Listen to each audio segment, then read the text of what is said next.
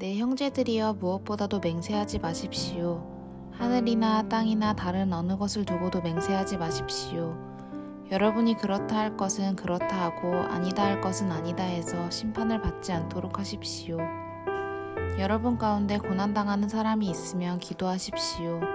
즐거운 사람이 있으면 찬송하십시오. 여러분 가운데 병든 사람이 있으면 교회의 장로들을 초청해 주의 이름으로 기름을 붓고 그를 위해 기도하게 하십시오. 믿음의 기도는 병든 사람을 낫게 할 것이며 주께서 그를 일으키실 것입니다. 비록 그가 죄를 지었을지라도 용서받을 것입니다. 그러므로 서로 죄를 고백하고 병 낫기를 위해 서로 기도하십시오. 의인의 기도는 역사하는 힘이 큽니다. 엘리야는 우리와 본성이 똑같은 사람이었습니다. 그러나 그가 비가 오지 않기를 간절히 기도했더니 3년 반 동안 땅에 비가 내리지 않았습니다. 그리고 다시 기도했더니 하늘에서 비가 내리고 땅이 열매를 냈습니다. 내 형제들이여 여러분 가운데 유혹을 받아 진리에서 떠난 사람을 누가 돌아서게 하면 여러분은 아십시오.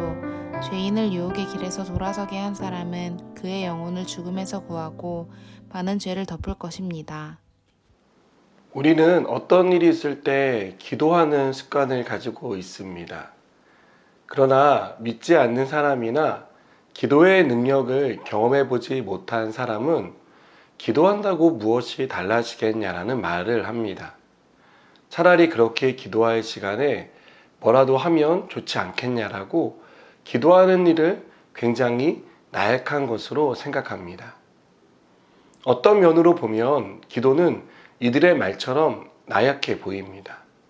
할 수 있는 일이 없어서 어쩔 수 없이 선택하는 것처럼 보이기 때문입니다. 하지만 기도하는 사람은 압니다. 기도만큼 강력한 것은 없다는 것을요. 그래서 기도할 수 있다는 것이 큰 위로가 됩니다. 하나님이 우리 기도를 듣고 계시다는 것이 큰 격려가 됩니다. 여러분, 기도할 때 하나님은 우리가 당한 어려움과 고난 등 위기를 돌파할 힘을 주십니다. 우리가 기도할 때 하나님은 병을 치료해 주시기도 합니다. 그래서 귀신이 쫓겨가고 질병이 치료되는 놀라운 역사가 일어납니다. 야고보는 고난당하는 자가 있느냐? 그는 기도할 것이요 라고 말합니다. 고난의 순간에 기도하는 것은 쉬운 일이 아닙니다. 우리는 본능적으로 고난 앞에 좌절하는 사람입니다. 고난 앞에서 젖먹더니까지 짜내며 버티고 버티지 기도할 생각은 잘 하지 못합니다.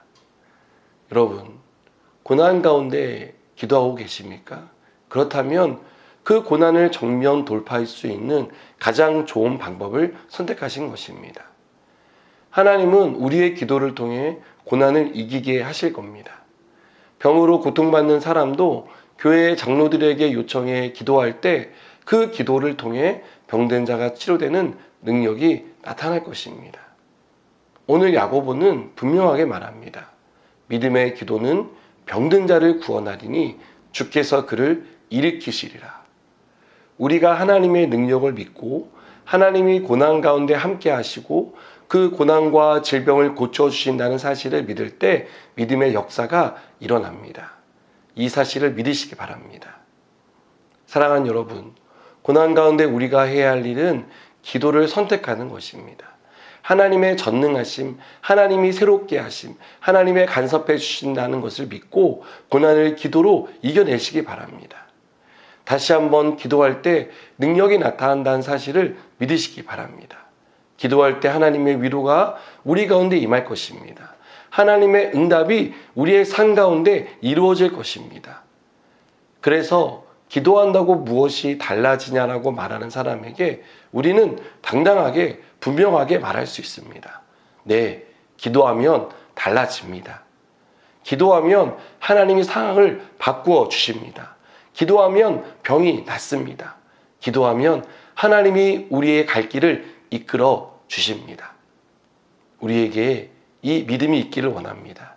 하나님이 하시면 못할 것이 없다는 믿음으로 기도의 끈을 끝까지 붙들고 기도로 승리하는 저 여러분 되기를 축복합니다. 기도하시겠습니다. 하나님, 기도의 능력을 믿습니다. 우리의 기도를 들으시는 하나님이 계심을 믿습니다. 그래서 우리가 늘 기도하게 하시고 끝까지 기도하게 하여 주시옵소서. 예수님의 이름으로 기도드립니다. 아멘.